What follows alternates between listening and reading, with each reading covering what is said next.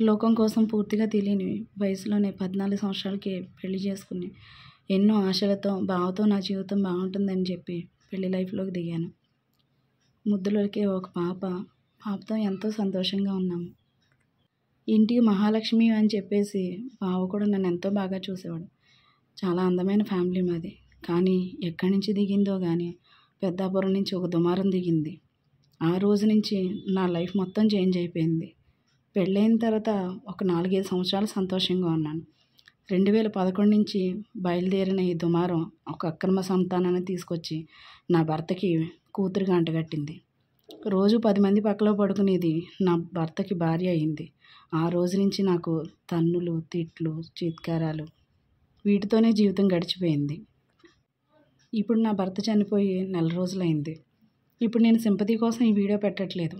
నెలకి 3-4 లక్షలు సంపాదించే నా భర్తని వలలో వేసుకుని హాస్పిటల్ మంచం ఎక్కించి చావు బతుకుల దాకా తీసుకొచ్చి హాస్పిటల్లో వదిలేసి వెళ్ళిపోయింది. కట్టుకున్న దానికి తప్పదు కదా. ఎవరైనా డబ్బు ఉన్నంత వరకే ఒక మగాడి చుట్టూ తిరుగుతారు. డబ్బు అందం ఉన్నంతసేపే. తర్వాత భార్య మీకు లాస్ట్ వరకు వస్తుంది. నేను ఇదంతా సింపతి కోసం చెప్పట్లేదు. ఖచ్చితంగా మీరందరూ తెలుసుకోవాల్సిన స్టోరీ ఇది. నీకు సమాజంలో ఎంత గౌరవం ఉన్నా, ఎంత డబ్బున్నా, నీకు ఎంత అందమైన పిల్లలు ఉన్నా సరే, నీకు ఉన్న ఒక చిన్న వ్యసనం వల్ల రోడ్డు మీద పడిపోవాల్సి వస్తుందని చెప్పేసి ప్రతి ఒక్కళ్ళు తెలుసుకోవాలి. వ్యసనాలు ఉండొచ్చు, కానీ మితిమీరి ఉండకూడదు.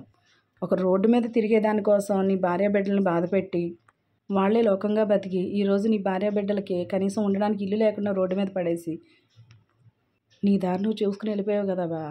సో నీ స్టోరీ ప్రతి ఒక్కరికి కనువిప్పుగా కలగాలి. నీ అభ్యంతరకరమైన ఫొటోస్ వల్ల ఇన్స్టాగ్రామ్ యాక్సెప్ట్ చేయట్లేదు. సో గోదావరి బావమరదల ఛానల్లో ప్రతిదీ డీటెయిల్గా చెప్తాను. ప్లీజ్ అక్కడ ఒక్కసారి చూడండి.